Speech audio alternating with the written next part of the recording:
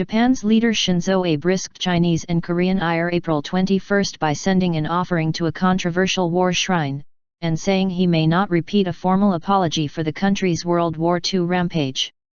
Abe, an unabashed nationalist, made a symbolic donation to Yasukuni Shrine, the supposed repository of the country's war dead, including 14 of the most infamous war criminals. The gifting of a sakaki tree sacred in native Shintoism appeared to indicate that Abe would not visit Yasukuni during the three-day spring festival, which begins April 21. Nevertheless, Beijing and Seoul, which view the shrine as a symbol of Japan's unrepentance over wartime wrongs, are likely to be angered by the offering at a time focuses increasingly on a statement Abe will make marking the 70th anniversary of the end of World War II.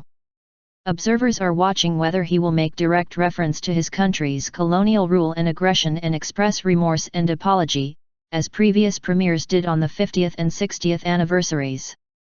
For China and South Korea, which suffered under the yoke of Japan's imperial ambition, the terms are a crucial marker of Tokyo's acceptance of guilt for its march across Asia in the 1930s and 1940s, which left millions dead.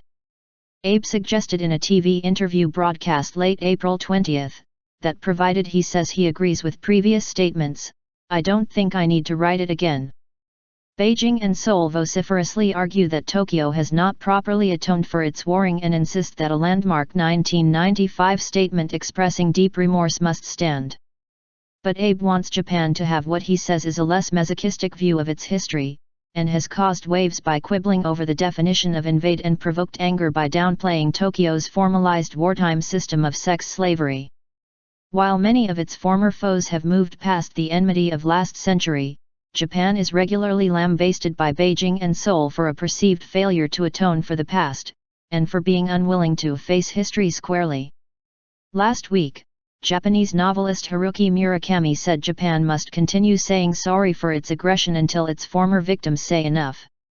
Omitting a direct apology in the summer statement would damage Japanese diplomacy, Tetsuro Kato, visiting professor at Tokyo's Waseda University, told AFP. Japan's relations with neighboring countries could become worse, he said. Denying the history of aggression or simply not mentioning it would be a very strong message of the wrong kind, he said. Yasukuni Shrine also received offerings from Health, Labor, and Welfare Minister Yasuhisa Shiozaki as well as the chiefs of both chambers of parliament. As well as honoring senior military and political figures convicted of prosecuting Japan's aggressive war, the shrine also houses a museum that paints Japan as a frustrated liberator of Asia and a victim of World War II. Abe went to the shrine in December 2013, sparking fury in Asia and earning him a diplomatic slap on the wrist from the United States, which said it was disappointed. Scores of conservative lawmakers, possibly including cabinet ministers, are expected to go to the shrine to mark the Spring Festival on April 22. Abe is due to leave Japan later April 21 for an Asia-Africa summit in Indonesia.